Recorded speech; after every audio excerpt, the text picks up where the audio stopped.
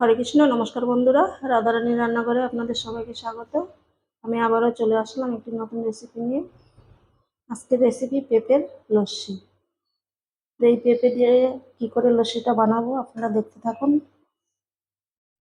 এখানে বড় সাইজের একটা পেঁপে আমি অর্ধেকটা নিয়ে নিয়েছি, আর বীজটাকেও ছাড়িয়ে নিয়েছি। দেখুন,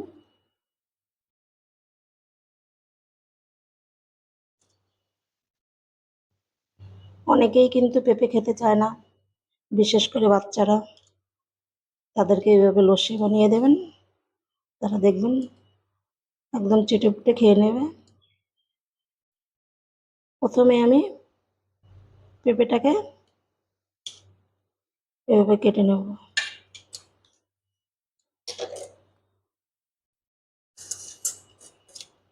একটু পিস পিস করে নিলে তুলতে সুবিধা হবে।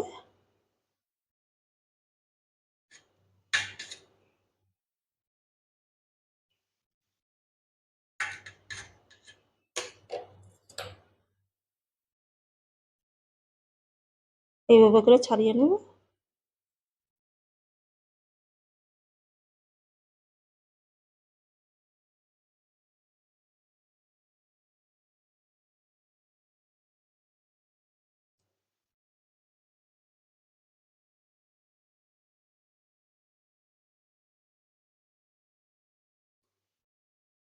তাহলে পেঁপেটাকে আমি ছাড়িয়ে নিচ্ছি।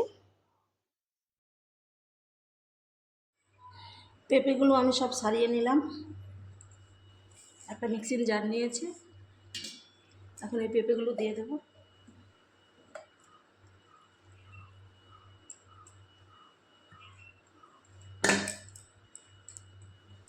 সবগুলো পেঁপে দিয়ে দিলাম।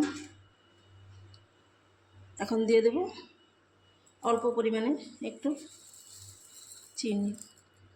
যেহেতু পেঁপেটা মিষ্টি আছে আর পেঁপের পরিমাণটাও একটু বেশি আছে, এর জন্য এইটুকুনি চিনি লাগবে।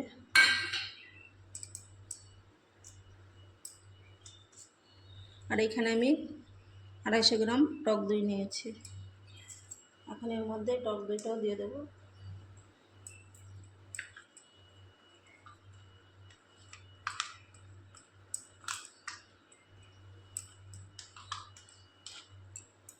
দেখুন মিক্সিটা ভর্তি হয়ে গেছে, কিন্তু মিক্সি করলে আরও কমে যাবে। দইটুকু দিয়ে দিলাম। এখন দিয়ে দেবো বিট লবণ।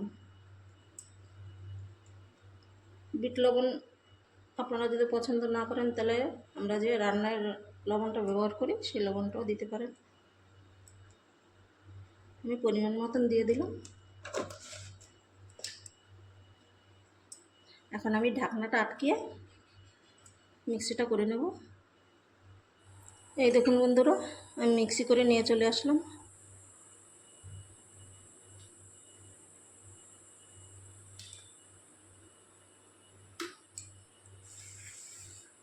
এখন আমি দুটো কাচের গ্লাস নিলাম।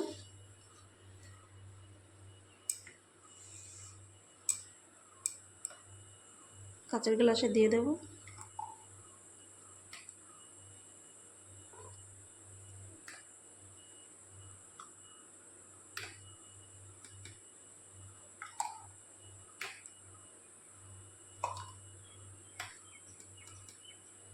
এইভাবে করে যারা না খায় তাদের বানিয়ে দেবেন। আর পেঁপে খাওয়া তো আমাদের শরীরের পক্ষে খুবই উপকারী, কাঁচা হোক বা পাকা, দুটোর একটা হলেই হলো। আমি পরিমাণ মতন দিয়ে দিলাম। এখন একটু জল দিয়ে দেব।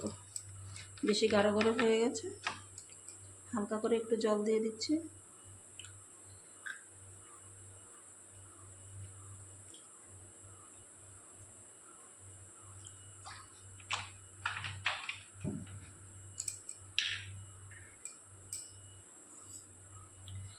একটা চামচ দিয়ে মিশিয়ে দেব।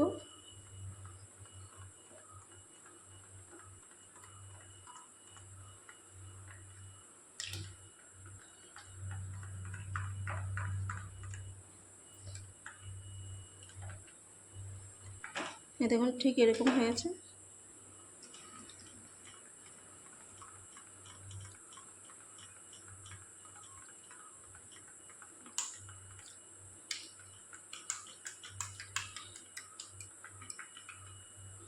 মিশিয়ে নিলাম। আর এখানে আমি কিছুটা বরফ নিয়েছি, এখানে এই বরফের টুকরো দিয়ে দেব।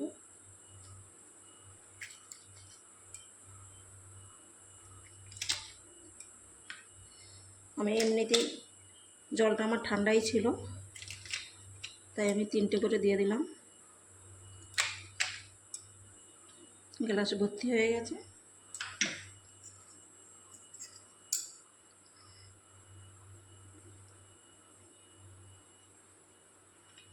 হালকা করে একটু কমিয়ে দিলাম।